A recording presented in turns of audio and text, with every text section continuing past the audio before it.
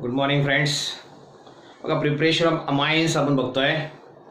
Already इथल्या 4 methods आपण complete केल्या आहेत. फर्स्ट वन हॉफमन्स अमोनोलिसिस, पण त्या मेथडचे ड्रॉबॅक आहेत. तुम्हाला primary secondary tertiary along with quaternary ammonium salt मिळतो. Second reduction of nitro alkanes, nitro कंपाऊंड्सचं आपण रिडक्शन केलं.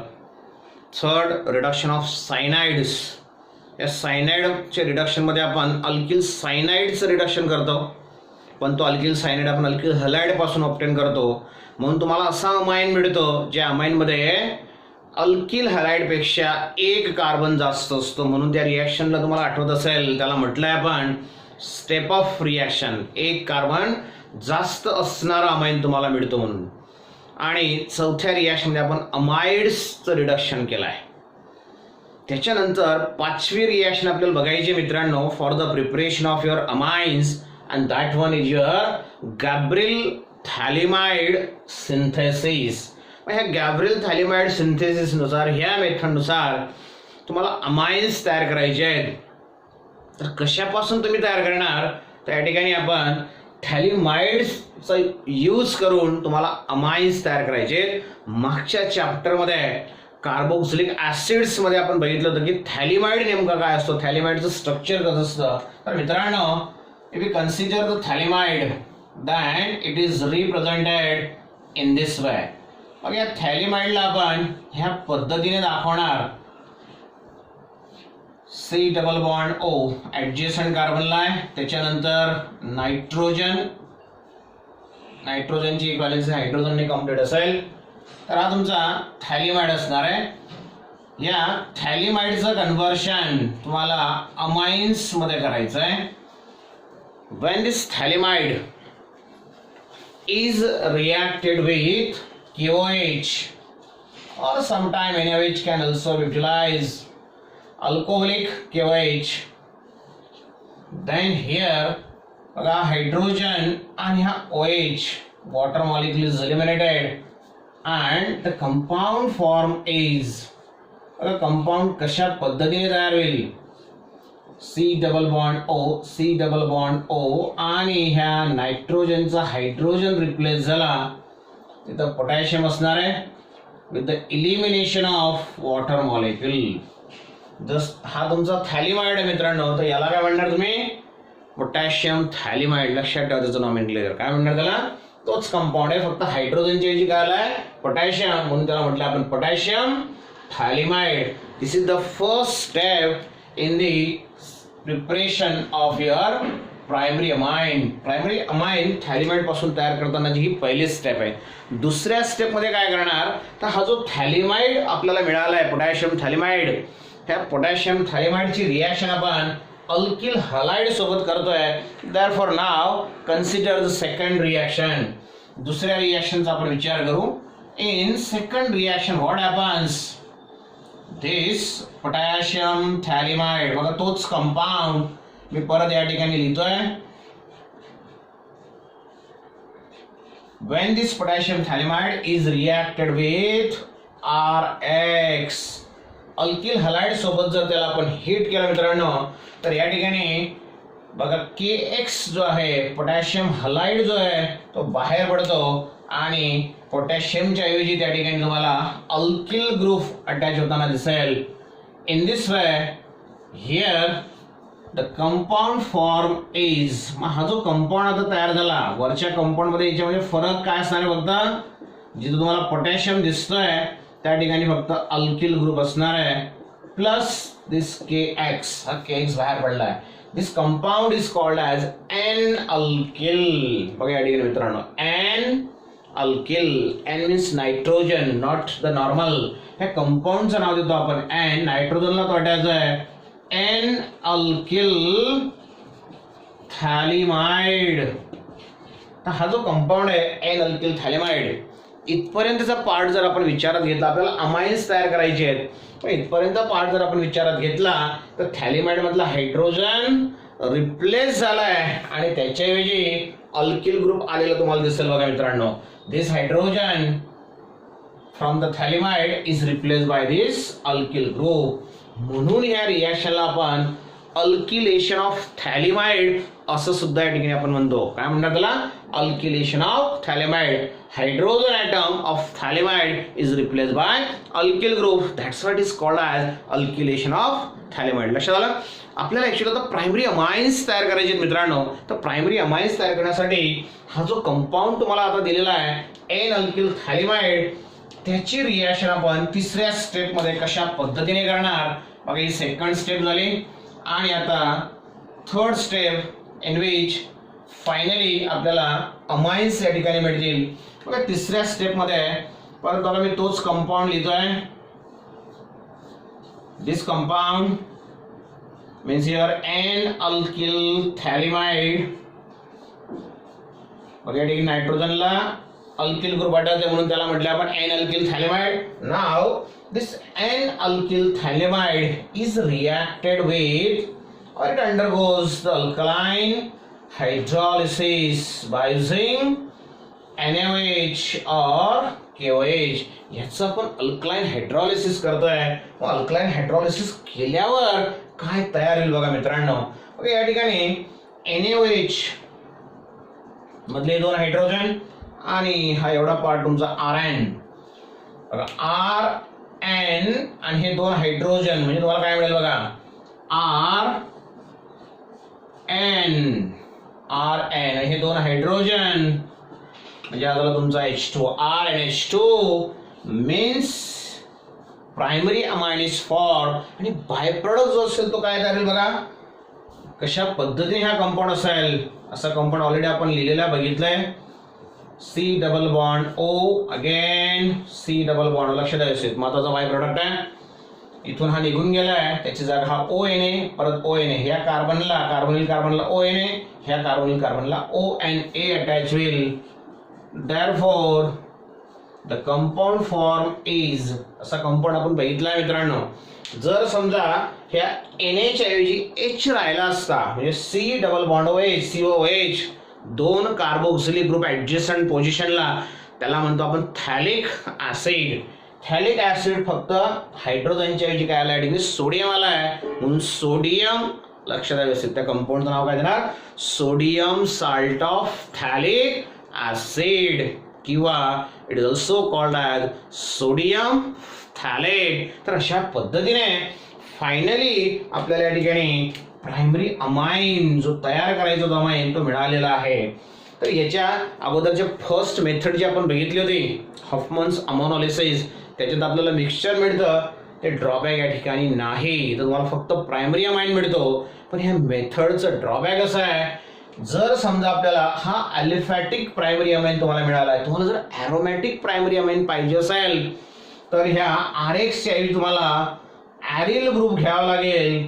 आणि ॲरिल हलाइड जर तुम्ही घेतला ARX ॲरोमॅटिक हलाइड जर तुम्ही घेतला तर ॲरिल halide aromatic halide do not undergo nucleophilic substitution easily. Therefore by using this method तुम्ही aliphatic amines तयार करू शकता पण aromatic amines मात्र आपण सहज तयार करू शकत नाही. हे ह्या मेथडचं ड्रॉबॅक आहे. प्रायमरी अमाइन तयार होतात पण ते aliphatic तयार होतात. aromatic primary amine cannot be easily prepared by using this method. तर अशा पद्धतीने ह्या मेथडचा यूज करून आपण प्रायमरी अमाइन्स प्रिपेअर केलाय. RNH2 R च्या ऐवजी तुम्हाला जो अल्किल ग्रुप पाहिजे असेल मिथिल इथिल प्रोपेल तेवढं फक्त चेंज तुम्हाला या ठिकाणी करावं लागेल. तुम्हाला त्या पद्धतीने methylamine ethylamine whatever it may be तो अमाइन तुम्हाला या ठिकाणी मिळू शकतो. And this is the fifth method for the preparation of your amines. बघा अमाइन्स प्रिपरेशनच्या 5 मेथड्स आपण बघितल्या. त्याच्यानंतर शेवटची एक अजून मेथड आपली बाकी राहिली आहे. 6वी मेथड आहे ज्याच्यात आपण प्रायमरी अमाइन्स प्रिपेअर करणार. कशाचा यूज करून तर याच्या अगोदरची 4थी मेथड जी आहे त्याच्यात आपण अमाइड्स यूज केले होते बघा मित्रांनो. तर सेम अमाइड्स तुम्हाला या ठिकाणी यूज करायचे. Therefore here the 6th method that one is called as 6th method for the preparation of your amides, and that one is Hofmann's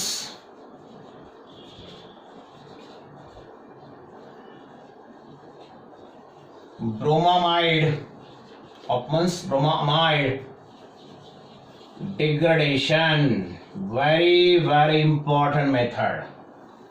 अगोदरच्या मेथडमध्ये आपण अमाइड यूज केलाय, इथं सुद्धा तुम्हाला अमाइड यूज करून अमाइन्स तुम्हाला तयार करायचे आहेत आणि ह्या मेथडला आपण म्हटलंय हॉफमन्स ब्रोमामाइड डिग्रेडेशन. त्या अमाइड्स आपल्याला ब्रेकिंग करायचं आहे, ब्रेकडाऊन त्याचं करायचं आहे ब्रोमिनचा यूज करून, म्हणून ह्या मेथडला म्हटलंय हॉफमन्स ब्रोमीन यूज करतो म्हणून ब्रोमामाइड डिग्रेडेशन.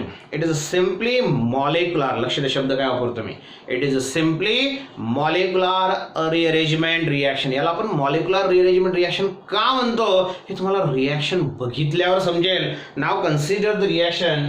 सपोज हिअर मित्रांनो तुम्हाला अमाइड दिलाय, अमाइडचा फॉर्म्युला तर सर्वांना माहिती आहे, RC double bond ONH2. This one is your amide. When this amide is reacted with bromine हा diatomic form मध्ये असतो Br2, in the presence of KOH किंवा NaOH, excess आपण या ठिकाणी घेतोय, excess 4 times. एक्झाम मध्ये लिहिलं तर अशा पद्धतीने लिहू नका, हे फक्त तुम्हाला समजण्यासाठी मी लिहितोय. डायरेक्ट 4 टाइम्स KOH असं आपण लिहायचं आहे. बघा त्या ठिकाणी याला आपण मॉलिक्युलर रिअरेंजमेंट का म्हटलं असेल, अमाइन्स तुम्हाला कशा पद्धतीने मिळतात, बाय प्रोडक्ट्स काय काय मिळतात, it is a very important. Here there is a breaking of bond takes place, here there is a breaking of bond takes place. बघा बॉन्ड ब्रेक झाला अँड लक्ष द्या and this alkyl group migrates from carbonyl carbon to the nitrogen of amide. बघा काय म्हटलं मी, alkyl group migrates from carbonyl carbon, जो carbonyl carbon attach आहे तिथून तो मायग्रेट होतोय कोणाकडे, अमाइड्स मधला जो नायट्रोजन आहे, हा जो अमाइड मधला नायट्रोजन तुम्हाला दिसतोय त्याच्याकडे तो मायग्रेट होतोय. इथून बॉन्ड ब्रेक झाला, इथून बॉन्ड ब्रेक झाला. मग तसं जर झालं तर तुम्हाला कंपाऊंड काय मिळतोय मित्रांनो, बघा R, very very important, RNH2. म्हणजे कुठला कंपाऊंड मिळाला, प्रायमरी अमाइन. म्हणून बघा मित्रांनो याच्यात म्हटलं तुम्हाला it is a molecular rearrangement. हे झालं एक प्रकारचं रिअरेंजमेंट, तोच मॉलिक्युल आहे त्याला आपण रिअरेंज केलं आणि त्या अमाइडचं कन्व्हर्शन अमाइन मध्ये झालेलं आहे, बरोबर आहे. आता बाय प्रॉडक्ट काय म्हणणार, बघा महत्वाचे शब्द काय वापरायचे तुम्हाला, it is a molecular rearrangement reaction. हा महत्वाचा शब्द तुम्हाला या ठिकाणी वापरायचा आहे, त्याचा अर्थ तुम्हाला समजला. आता बाय प्रोडक्ट बघू आपण आणि नंतर एक अजून महत्वाची गोष्ट तुम्हाला ह्या रिॲक्शनच्या बाबतीत मी सांगेल. बघा आता बाय प्रोडक्ट्स तुम्हाला काय मिळणार आहेत मित्रांनो, बघा Br2 and potassium, 2 bromine 2 potassium, there is a formation of 2 times KBr. Alright. Similarly here there is a formation of H2O molecule. बघा H2O molecule तयार झाला HHO. परत या ठिकाणी बघा HHO means 2 times formation of water molecule takes place. 2 times water molecule तयार झाला. आता जे काही राहिलं असेल त्याचा एक प्रॉडक्ट या ठिकाणी तयार होईल. मग काय राहिलं बघा, बघा या ठिकाणी C डबल बॉन्ड, कारण की RNH2 तो ऑलरेडी तयार होऊन गेलेला आहे. कार्बन आहे, ऑक्सिजन आहे, दुसरा ऑक्सिजन हा तिसरा ऑक्सिजन आणि हे 2 पोटॅशियम. बघा लक्षात आलं तुमचं काय काय राहिलंय, रेड याच्याने मी दाखवतोय. बघा तुमचा CO, त्याच्यानंतर हा 2 ऑक्सिजन म्हणजे CO3 झाला आणि हा तुमचा potassium 2 times K2. Therefore the product form is K2CO3 potassium carbonate. इथं तुम्ही NaOH घेतलं असतं तर सोडियम कार्बोनेट तुम्हाला मिळालं असता. याला आपण मॉलिक्युलर रिअरेंजमेंट म्हटलंय, बरोबर आहे, महत्वाचे शब्द. त्याच्यानंतर it is a laboratory preparation method. तुम्हाला जर अमाइन्स तयार करायचे असतील लॅबोरेटरीमध्ये स्मॉल स्केलमध्ये तर ह्या मेथडचा यूज केला जातो. That's why it is your laboratory preparation method. At the same time very very important. बघा तिसरी जी मेथड आपण बघितली तुम्हाला आठवत असेल, सुरुवातीला पण ह्या व्हिडिओच्या सुरुवातीला पण तुम्हाला सांगितलं मी, तिसऱ्या मेथडमध्ये आपण अमाइन्स तयार केले मित्रांनो. कशाचा यूज करून तयार केले आहेत? By using alkyl cyanide RCN. पण तो जो RCN आहे तो आपण अल्किल हलाइड पासून मिळवतो. म्हणजे अल्किल हलाइडचं कन्व्हर्शन RCN मध्ये, RX चं कन्व्हर्शन RCN. मग ते RCNचं कन्व्हर्शन तुम्ही तुमच्या अमाइन मध्ये करतात. आणि त्याच्यात असं म्हटलंय मी की जो अल्किल हलाइड तुम्ही घेतला असेल त्या अल्किल हलाइडमध्ये आणि जो अमाइन तुम्हाला मिळेल त्याच्यात जो तुम्ही कार्बन कंपेअर केलं तर एक कार्बन जास्त असणारा कंपाऊंड तुम्हाला मिळतो. म्हणून त्या रिॲक्शनचं नाव पण तुम्हाला मी सांगितलं होतं, it is a step of reaction. बरोबर आहे. इथं जर मात्र तुम्ही विचार केला जो अमाइन तुम्हाला मिळणार आहे that amine contains 1 carbon atom less as compare to your amide. इथं जो अमाइड तुम्ही घेतलाय ह्या अमाइड पेक्षा एक कार्बन कमी असणारा अमाइन तुम्हाला मिळतो. एक कार्बन कमी असणारा का मिळणार? कारण की हा C डबल बॉन्ड ग्रुप त्यात निघून गेलाय, R आणि NH2 एकत्र आलाय, एक कार्बन कमी झाला म्हणून एक कार्बन कमी असणारा अमाइन तुम्हाला मिळाला. आणि एक कार्बन कमी असणारा अमाइन जर तुम्हाला मिळाला असेल तर त्या रिॲक्शनला म्हणणार तुम्ही एक कार्बन जास्त असणारा असेल तर step up. This reaction is called as step down reaction. This reaction is called as the step down reaction. तर मित्रांनो अशा पद्धतीने हॉफमन्स ब्रोमोअमाइड डिग्रेडेशन ह्या मेथडचा यूज करून आपण अमाइन्स तयार करू शकतो. अमाइडचं आपण डिग्रेडेशन केलं, त्याला ब्रेक केलाय. मग एक्झाम्पल घेऊन बघू आपण याच्यामध्ये. Suppose here the amide given is CH3 CH2 C double bond O NH2 plus Br2 तो as it is घ्यायचा प्रश्न नाही आहे. सिमिलरली हियर 4 टाइम्स बघा एक्झाम मध्ये आलं तर या पद्धती लिहायचं direct 4 times KOH. when this mixture is heated बघा रिअरेंजमेंट काय होणार आहे, इथून बॉन्ड ब्रेक होईल, इथून बॉन्ड ब्रेक होईल, हा C2H5 जो आहे तो NH2 ला लिंक होईल. therefore here the compound form is CH3 CH2 म्हणजे direct C2H5 NH2 plus by products मध्ये काही चेंज होणार नाहीये. 2 times KBr plus 2 times H2O plus K2CO3. बघा त्या ठिकाणी किती कार्बनचा कंपाऊंड आहे, 1 2 3 3 कार्बनचा आहे. तुम्हाला अमाइन जो मिळाला तो 2 कार्बनचा आहे म्हणून स्टेप डाऊन म्हटलंय. 3 कार्बनचा अमाइड जर असेल तर याला म्हणतो आपण प्रोपिओनेमाइड. What it called?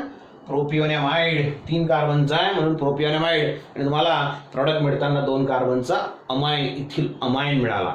मग जसं आता या ठिकाणी आपण प्रोपिओनेमाइड घेतलाय तसंच जर समजा आपण या ठिकाणी असा एखादा कंपाऊंड घेतला, सेकंड एक्झाम्पल आपण या ठिकाणी घेतोय. Suppose here the compound is your बघा बेंझिन रिंगला अमाइड ग्रुप आहे.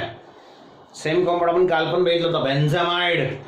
when this benzamide undergoes the Hofmann's bromoamide degradation, याचं जर आपण हॉफमन्स ब्रोमोअमाइड डिग्रेडेशन केलं तर बघा रिअरेंजमेंट होईल, मॉलिक्युलर रिअरेंजमेंट, इथून बॉन्ड ब्रेक होईल, इथून बॉन्ड ब्रेक होईल.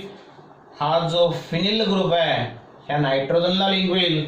therefore here the very important compound form is benzene ringला NH2 असेल, बाकीचे by product 2 times KBr 2 times H2O plus K2CO3, त्याच्यात काहीच बदल होणार नाही. दिस कंपाऊंड इज कॉल्ड ॲज ॲनिलीन और बेन्झिनामाइन. दोघं पद्धतीला आपण नॉमेनक्लेचर करू शकतो. ॲनिलीन हे पण IUPAC नॉमेनक्लेचर आहे आणि benzenamine is a perfect systematic IUPAC name benzene आणि अमाइन किंवा कॉमन नेम द्यायचं असेल तर फिनिल अमाइन. तर ह्या पद्धतीने ही जी रिॲक्शन आहे बघा तुम्हाला use your brain power I think 286 page number जे आहे त्याच्यावर तुम्हाला विचारलेलं आहे, त्याच्यावर तुम्ही हे आन्सर देऊ शकता.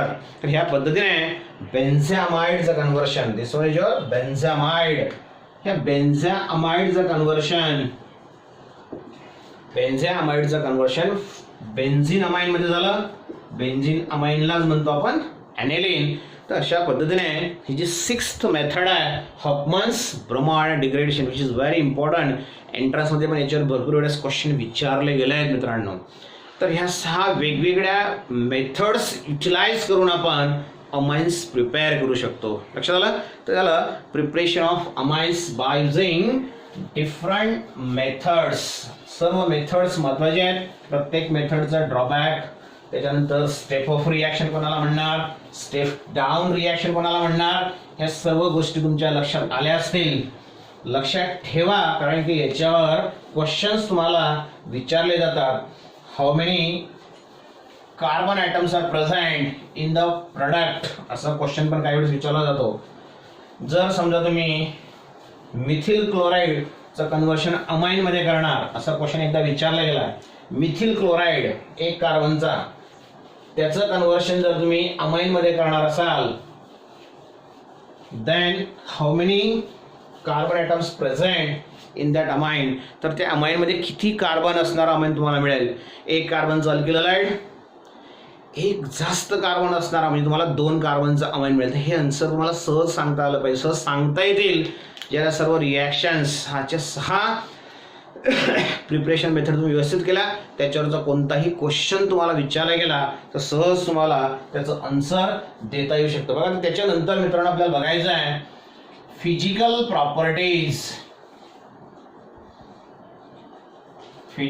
Properties of amines. अमाइन्सच्या फिजिकल प्रॉपर्टीज मध्ये व्हेरी फर्स्ट जे आपल्याला बघायचं आहे, पहिली जी प्रॉपर्टी आपण या ठिकाणी बघतोय रिगार्डिंग कशाच्या संदर्भात असेल तर intermolecular. It is regarding the intermolecular interactions. Okay, intermolecular attractive forces which exist between the amines. Amines molecule मधले जे इंटरमॉलिक्युलर इंटरॅक्शन्स आहेत त्या संदर्भातली ही पहिली प्रॉपर्टी आहे. इंटरमॉलिक्युलर इंटरॅक्शन यांच्यात कशा पद्धतीने असतील की इंटरमॉलिक्युलर अट्रॅक्टिव्ह फोर्सेस कशा पद्धतीने असेल मित्रांनो, व्हेरी इम्पॉर्टंट प्रॉपर्टी. कारण की याच्यावर पुढच्या प्रॉपर्टी पण त्याचे डिपेंड असणार आहेत. तर पहिली प्रॉपर्टी या ठिकाणी आपण बघतोय इंटरमॉलिक्युलर इंटरॅक्शन. बघा, जर तुम्ही अमाइन्सचा विचार केला तर अमाइन्स मधला जो NH बॉन्ड आहे, the NH bond in your amines, इथं लिहितोय मी, the NH bond in amines is polar in nature. तो पोलर नेचर आपल्याला दाखवतो. कशामुळे? याचं कारण तुम्हाला माहिती आहे. Due to the difference in the electronegativity of nitrogen and hydrogen. नायट्रोजनची इलेक्ट्रोनिगेटिव्हिटी आहे 3.0 आणि हायड्रोजनची आहे 2.1. तर मित्रांनो, दोघांमधला डिफरन्स जो आहे तो जवळपास 0.9चा आहे. आणि जर समजा 2 ॲटम्स मध्ये इलेक्ट्रोनिगेटिव्हिटीचा डिफरन्स असेल तर त्यांच्यातला जो बॉन्ड असतो that bond shows the polar character, because more electronegative element जे असेल तो इलेक्ट्रॉन त्याच्याकडे अट्रॅक्ट करण्याचा प्रयत्न करेल. हा पोलर बॉन्ड आहे. मग या ठिकाणी बघा, पोलर बॉन्ड असल्या कारणाने there is a hydrogen bonding, there is strong interactions between the molecules of your amines, whether it is primary amine or secondary amine. तर प्रायमरी अमाइन असेल का सेकंडरी अमाइन असेल तर तिथे स्ट्रॉंग इंटरॅक्शन्स असतात. कशा पद्धतीने आपण दाखवू शकतो बघा, प्रायमरी अमाइनचं स्ट्रक्चर मी या ठिकाणी दाखवतोय. RNH2 पहिला मॉलिक्यूल मी दाखवला. This is the second molecule RNH2. This is the third molecule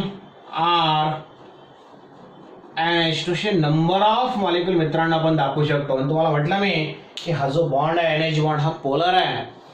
म्हणजे याच्यावर slightly negative charge, slightly positive charge, याच्यावर पण slightly positive charge, slightly negative, slightly positive, slightly positive, delta negative, delta positive, delta positive. Okay, जेव्हा 2 molecule एकमेकांच्या व्हिसिनिटीमध्ये असतील, जवळ येतील, तेव्हा त्यांच्यामध्ये इंटरॅक्शन्स डेव्हलप होतील. एका मॉलिक्यूलचा हायड्रोजन आणि दुसऱ्या मॉलिक्यूलचा नायट्रोजन, अशा पद्धतीने हायड्रोजन बॉन्ड किंवा स्ट्रॉंग इंटरॅक्शन्स त्या अमाइन्स मॉलिक्यूलमध्ये असतील. बघा, हा प्रायमरी अमाइन दाखवलाय. हा जर सेकंडरी राहिला असता फक्त काय चेंज केलं असतं आपण, इथं पण एक अल्किल ग्रुप घेतला असता, म्हणजे त्याच्यामध्ये पण एक NH बॉन्ड आहे. सेकंडरी अमाइनचा जर आपण विचार केला, बघा या ठिकाणी सेकंडरी अमाइन तुम्हाला दाखवतोय. बघा तुमचं सेकंडरी अमाइन याच्यात सुद्धा NH बॉन्ड आहे. R2NH हा सुद्धा दुसऱ्यासोबत हायड्रोजन बॉन्ड तयार करेल. म्हणून सेकंडरी अमाइन असेल किंवा प्रायमरी अमाइन असेल यांच्यात स्ट्रॉंग इंटरॅक्शन असतात. इकडचा हायड्रोजन अजून कोणासोबत तरी हायड्रोजन बॉन्ड तयार करू शकतो, बरोबर आहे. तर स्ट्रॉंग इंटरॅक्शन जसं तुम्हाला सांगितलं मी की अजून एखादा मॉलिक्यूल तुम्हाला दिला आहे प्रायमरी अमाइनचा असेल किंवा सेकंडरी अमाइनचा असेल. बघा हा प्रायमरी अमाइनचा मॉलिक्यूल या ठिकाणी दाखवते मी RNH2. तर ह्या दोघांमध्ये सुद्धा इंटरॅक्शन्स डेव्हलप होतील कारण की हा तुमचा डेल्टा पॉझिटिव्ह हा डेल्टा निगेटिव्ह यांच्यात पण अट्रॅक्टिव्ह फोर्स डेव्हलप होईल. तर असं स्ट्रॉंग इंटरॅक्शन प्रायमरी अमाइनमध्ये सर्वात जास्त असतं का तर त्याच्याकडे 2 हायड्रोजन आहेत. सेकंडरी अमाइनमध्ये थोडंसं कमी असतं, एकच हायड्रोजन आहे. मग असं इंटरमॉलिक्युलर हायड्रोजन बॉन्ड फॉर्म करण्याची टेंडन्सी टर्शरी अमाइन्समध्ये नसते. त्याचं कारण तुमचं लक्षात आलं असेल. जर आपण टर्शरी अमाइन्सचा विचार केला तर कसं दाखवतो आपण त्याला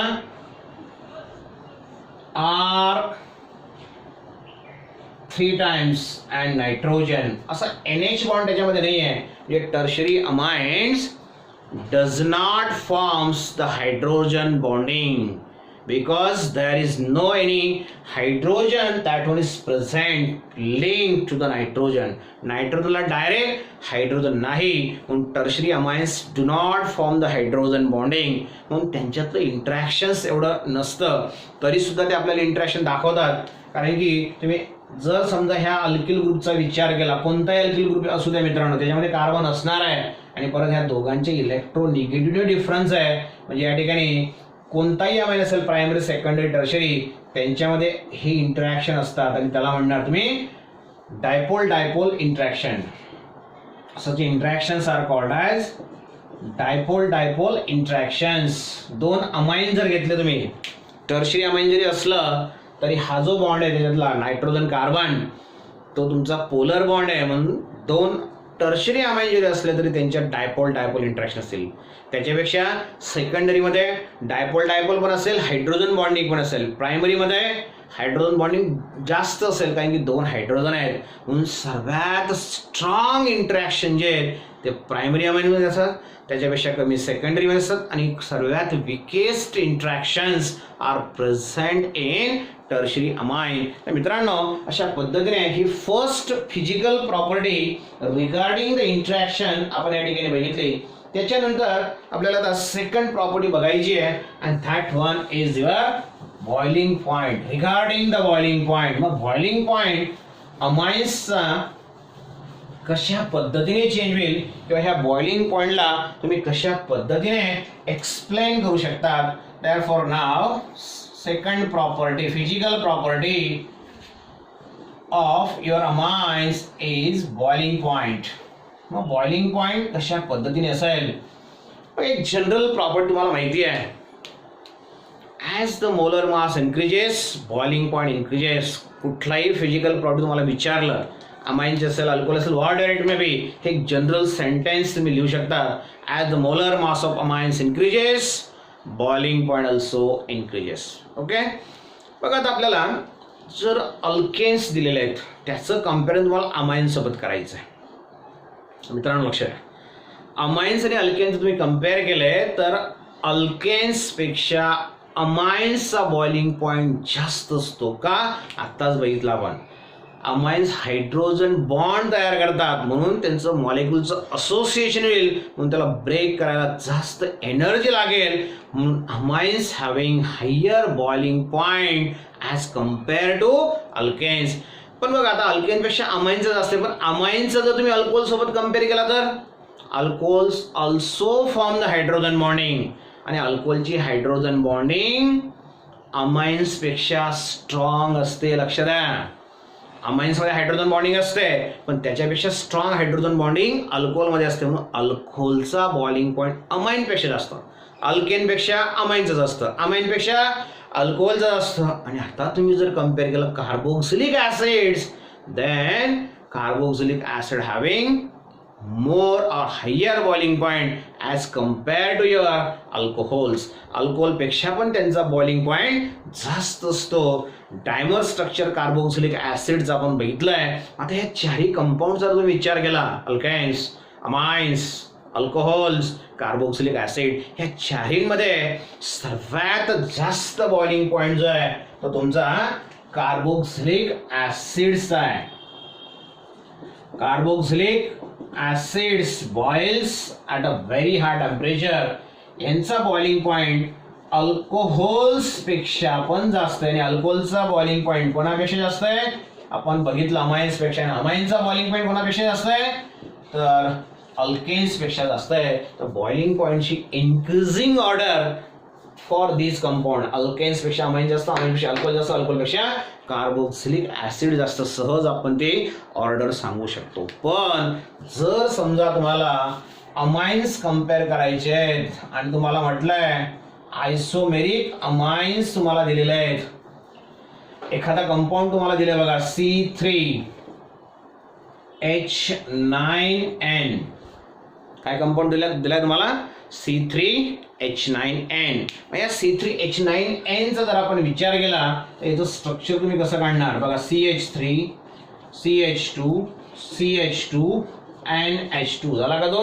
C3H9 3 कार्बन, 3 आणि 2 5 आणि 2 7 आणि 2 9 हायड्रोजन. त्याच्यानंतर यालाच आपण असं पण लिहू शकतो बघा CH3NH C2H5 झाला तो पण C3H9. किंवा याला तुम्ही असं पण लिहू शकता CH3 and CH3. तिघांमध्ये काय फरक जाणवतोय? पहिला जो आहे तो तुमचा प्रायमरी अमाइन आहे, दुसरा जो आहे तुमचा सेकंडरी अमाइन आहे. NH2 असेल तर primary amine, N secondary, N असेल तर तो टर्शियरी अमाइन. बघा हे आयसोमेरिक अमाइन झाले. तिघांचा फॉर्म्युला सारखा, तिघांचा मास सारखं. आपण सहज सांगू शकतो as the mass increases melting point किंवा बॉइलिंग पॉइंट वाढतो. पण इथं मात्र तिघांचं मॉलिक्युलर फॉर्म्युला सारखा आहे. मॉलिक्युलर फॉर्म्युला सारखा असेल तर त्यांचं बॉइलिंग पॉइंट पण सारखा असला पाहिजे. But here primary amines boils at a higher temperature than secondary amines which boils at a higher temperature as compared to your tertiary amine. तर ह्या पद्धतीने त्यांची बॉइलिंग पॉइंटची ऑर्डर जी आहे ते आपण सहज सांगू शकतो. त्याच्यानंतर मित्रांनो तिसरी फिजिकल प्रॉपर्टी आपल्याला बघायची आहे and that one is your physical state. Physical state काय असणार आहे? जनरल प्रॉपर्टी आहे. फिजिकल स्टेट अँड ऑर्डर म्हटलं तरी पण चालेल त्याच्यासोबत. जनरल बघा आपण बघतो लोअर कुठले कंपाऊंड असतील त्या सिरीज मधले तर ते गॅस असतात. Middle ones are liquid and higher ones are your solid. तोच क्रायटेरिया या ठिकाणी पण आहे, तोच ट्रेंड या ठिकाणी पण आहे. Lower amines are colourless gases. ऐकावेस ना, colourless gases with fishy Oder.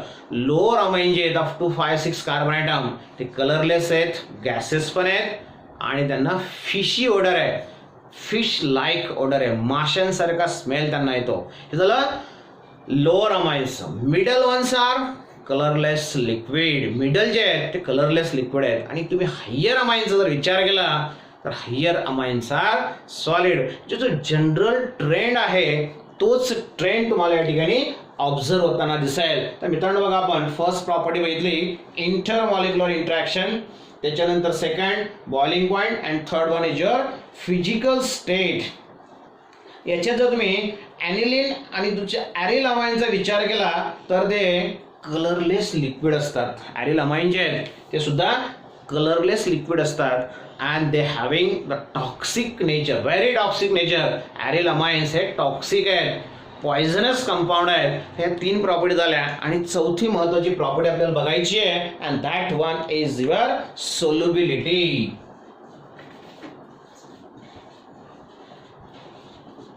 बघा आता ह्या सोल्युबिलिटीच्या बाबतीत तुम्ही काय सांगणार? ऑर्गॅनिक कंपाऊंड्स हे जनरली इनसोल्युबल असतात वॉटरमध्ये, बरोबर आहे. As the molar mass increases solubility decreases. General trend तुम्हाला माहिती आहे. इथं पण तेच असणारे. लोअर अमाइन्स जे आहेत, lower amines are soluble in water because they form hydrogen bond. Hydrogen bond ते तयार करतात. Lower amines are soluble in water but as the molar mass increases solubility decreases. पण जर समजा आपण यांची सोल्युबिलिटी जसं आपण बॉइलिंग पॉइंट कम्पेअर केला अमाईनचा बॉइलिंग पॉईंट आपण अल्केन सोबत कम्पेअर केला, अल्कोहोल सोबत कम्पेअर केला, कार्बोक्सिलिक ऍसिड सोबत कम्पेअर केला, तसं जर आपण या ठिकाणी याच्या सोल्युबिलिटीचा विचार केला तर alcohols are more soluble than amines.